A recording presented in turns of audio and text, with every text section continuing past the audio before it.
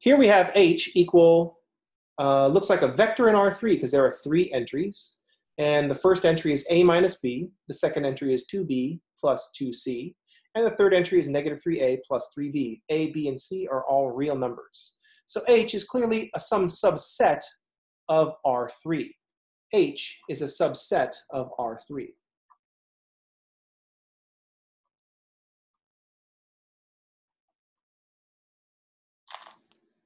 We can easily observe, it's obvious that H is a subset of R3 because each entry in H has each vector in H has 3 entries. H is a subset of R3. The question is this subset a subspace? Is H a subspace of R3? That is H the span of a set of vectors? That is H, how do I write H again? Is H the span of a set of vectors? If you want to determine if a subset is a subspace, we should try to find a spanning set. So we're going to think of this as there's an A column, and a B column, and a C column. So let's do a little work over here. Let's see, I got an A column. Awesome. A minus B, 2B plus 2C, and negative 3A plus 3B. I can factor out an A and say there's a column, the first entry, the A column looks like 1, 0, negative 3. And then there's a B column that looks like a negative 1, and then a 2, and then a 3. And then there's a C column that'll look like 0, 2, and 0. So it looks like H is just a linear combination of these 3 vectors: 1, 0, negative 3, negative 1, 2, 3, 0, 2, 0. So here's our spanning set. I can say that H is the span of 1, 0, negative 3, negative 1, 2, 3, 0, 2, 0. H is the span of a set of vectors. Therefore, H is a subspace of R3.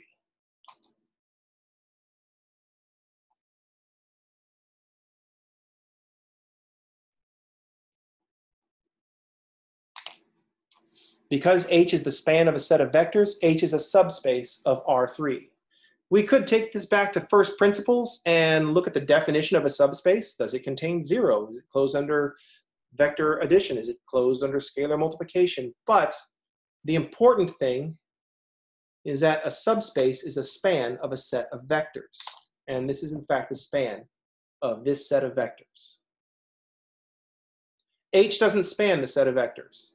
This set of vectors spans H because everything in H is a linear combination of those 3 vectors.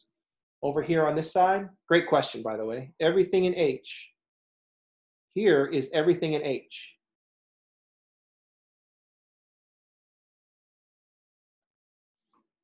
And here is a linear combination of these vectors.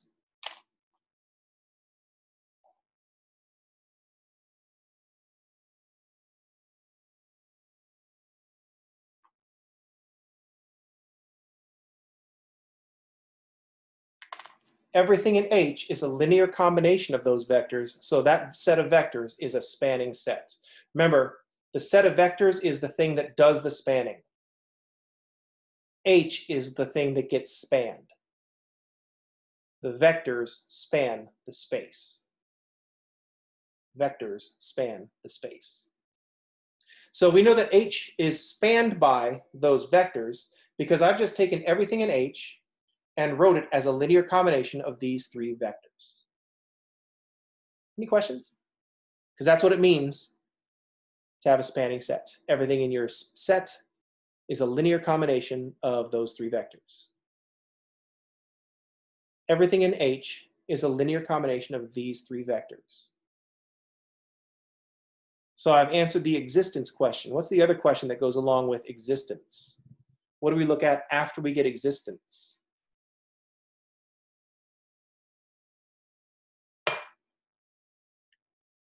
Basis. What do we need for basis is uniqueness. So everything in H can be written as a combination of these three vectors, but we don't know, but we can't say that this is a basis. Now we want a basis. Since H is a subspace, let's find a basis. Oops, I spelled A wrong. That's not good. All the 4.0 students just freaked out a little bit because I just spelled the letter A wrong. It's like, oh no, I have to get an A. I have to keep my 4.0.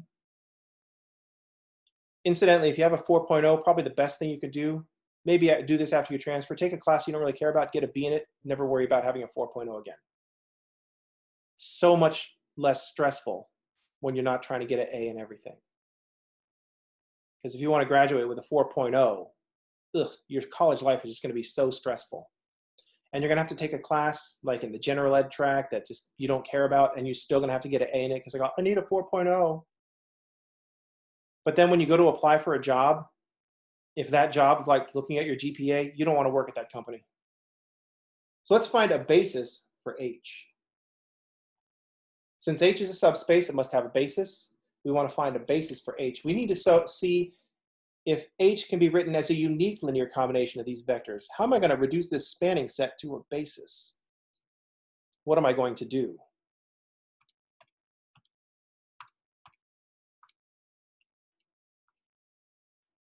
Reducer echelon form. I'm going to throw these vectors into a matrix. So 1, 0, -3, -1, 2, 3, and 0, 2, 0, and see if I need all these vectors. Well, I'm going to do the hard part. It's really that third one. Am I going to be able to write that third one? So I'm just going to put these vectors into a matrix. 1, -1, 0. I can't do fake typing on this one because I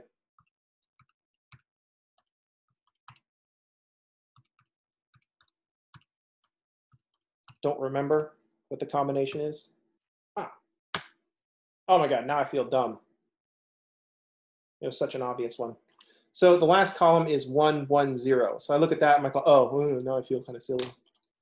So I got a pivot in the first row, first column, second row, second column. This is where the pivots are. So this is a spanning set, but it is not a basis.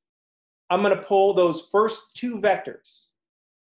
None of the vectors are multiples of each other, and I only need 2, so I can pull any 2 vectors. But we're new, so we're just going to follow the program. I'm going to pull the first 2 vectors. So a basis for H. Basis for H. A basis is a set of vectors. I'm going to need this first vector, 1, 0, -3, and this second vector, -1, 2, 3. And you're going to be like, oh, that's a lot of writing. Because you have to write the word basis for H equals, and then a set of vectors. And yeah, that's a lot of writing. But you have to write it all. If you just say H equals, I say, no, H is not just those 2 vectors. H is all the linear combinations of those vectors. If you just say H is the span of these 2 vectors, I'm like, oh, are you sure that that's a basis? But if you say basis for H, you're telling me that everything in H is a unique linear combination of these 2 vectors. So say it this way. Up here, I could be casual. I know that H is the span of this set of vectors. I'm not trying to claim that this is a basis. I'm just saying, here's a spanning set. But now I'm making a stronger claim, so I need more stuff. A basis for H is these 2 vectors. Any questions? Notice that every time I wanted that vector that A is being multiplied by, I had to write 1, 0, -3, because that vector does not have a name. I never named that vector, so I have to just keep writing 1, 0, -3. One more detail. Notice that the 2 vectors that I put in the basis are most definitely the things that came from the non-reduced matrix, my original vectors. I can't just pull the pivot columns from the reduced or echelon form. This is the other reason that I didn't want you to say the reduced echelon form does not have a pivot in each column. Because even though what you're saying is true, everybody who wrote the reduced echelon form, whenever that goes uncorrected, you just put 1, 0, 0 and 0, 1, 0, and that is most definitely not a basis for H. I need these two vectors, 1, 0, -3, -1, 2, 3, in my basis. If I just use these two vectors, I'm never going to get something that's not 0 in the third entry. But clearly, I can get something that's not 0 in the third entry. Any questions?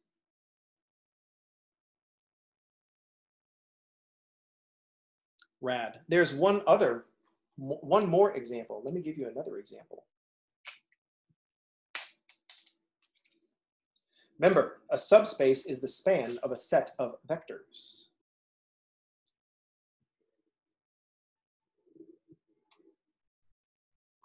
Subspace. Oops. Subspace is the span of set of vectors. So I'm going to define another subspace. Let's call the subspace K, because that's the one that comes after H. K is the set of all vectors A, B, C in R3, such that, now I'm going to tell you a relationship between the vectors A, B, and C. And it's going to say A plus 5B minus 4C is equal to 0.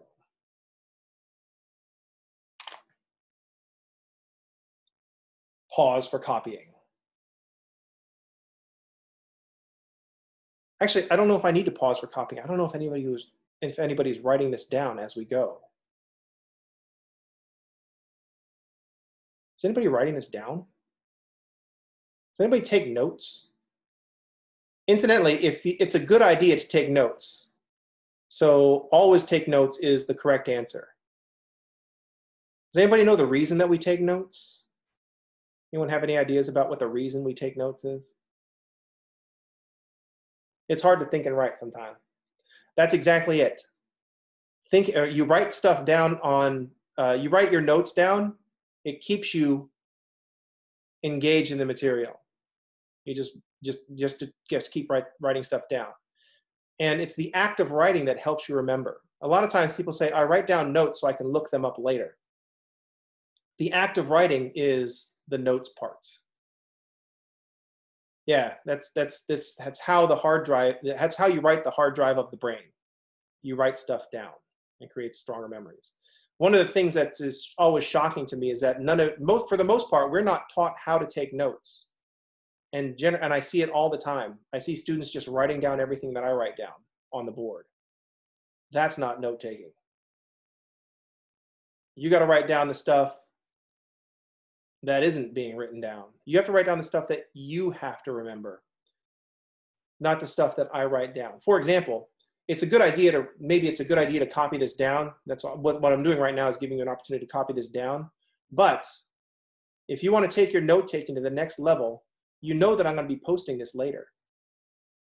So if you just make a note in your notebook, it's like, okay, the K vector space, the K subspace, and then you can watch all the stuff that I'm saying. And it's like, I notice that I'm looking at a subset of R3. If I had just said that, it's like, oh, it's a subset of R3. But you don't want to just write everything down, because then you're just copying down what's going to be posted later. On the other hand, you don't just want to say, well, I'm just going to look at the posted notes later and listen to the recording. And so I'm just not going to write anything down. Then you're missing out on some of the things that you might want to remember. You know what I mean? Anyway.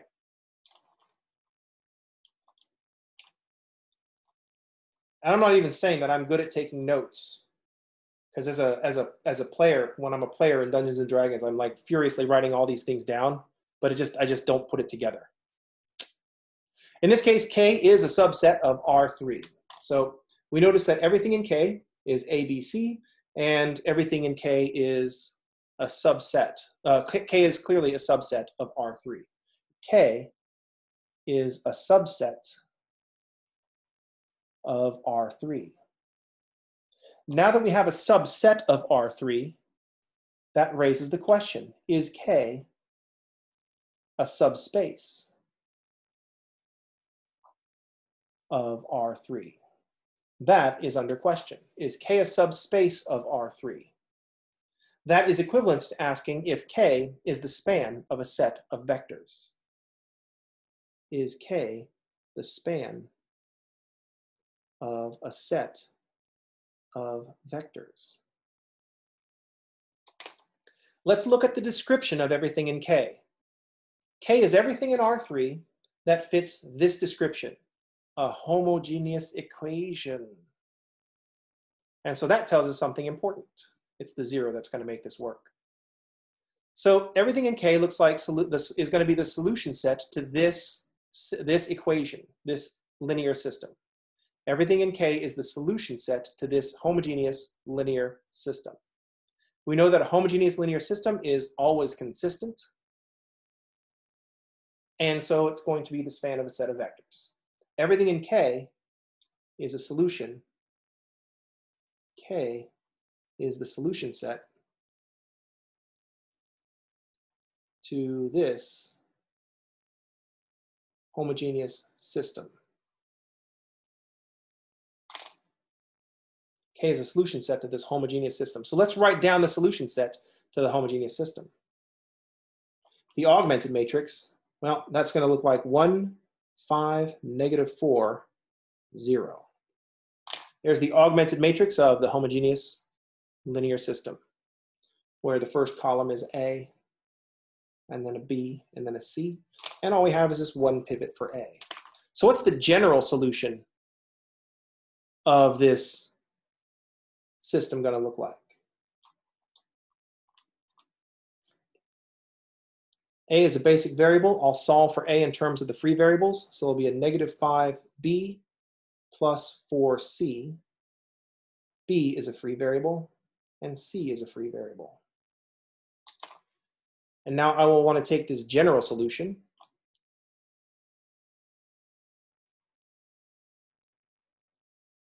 and write the parametric vector form. So the solutions X look like B times -5, 1, 0 plus C times 4, 0, 1. So everything in K is a linear combination of these two vectors.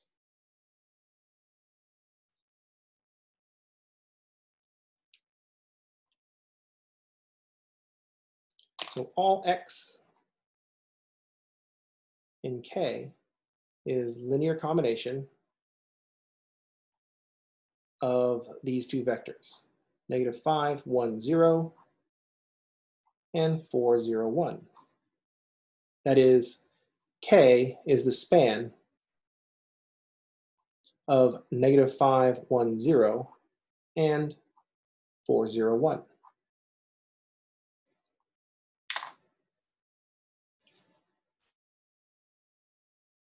So, is this spanning set a basis for K?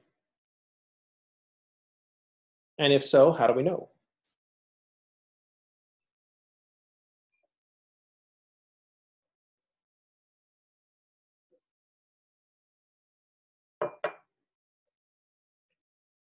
We've got a spanning set. How do we turn a spanning set into a basis? Yeah, I know it goes on a long time. What is the reducer echelon form of a matrix with these vectors as a column? And why is this problem so much simpler than the other one?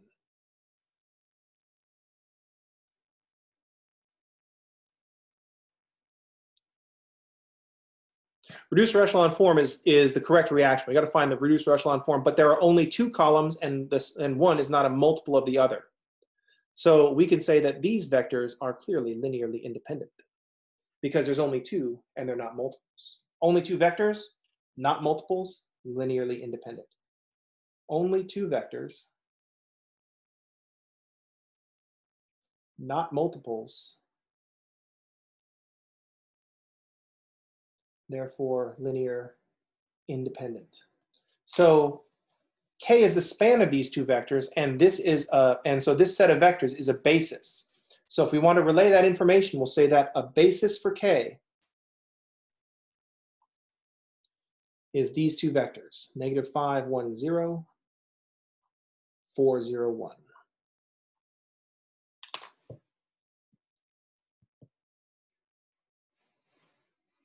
So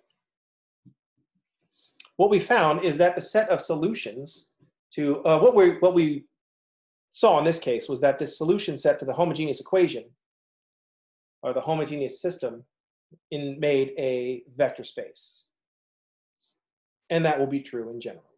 The solution set to a homogeneous equation or system will always be a vector space. Any questions? Comments? Deep thoughts? I know we didn't go over homework today because I wanted to onboard everybody with the this subspace stuff, because this is more important moving forward, and we're going into the typical long weekend for this class. So let's pause the video right here and talk about where we need to go next.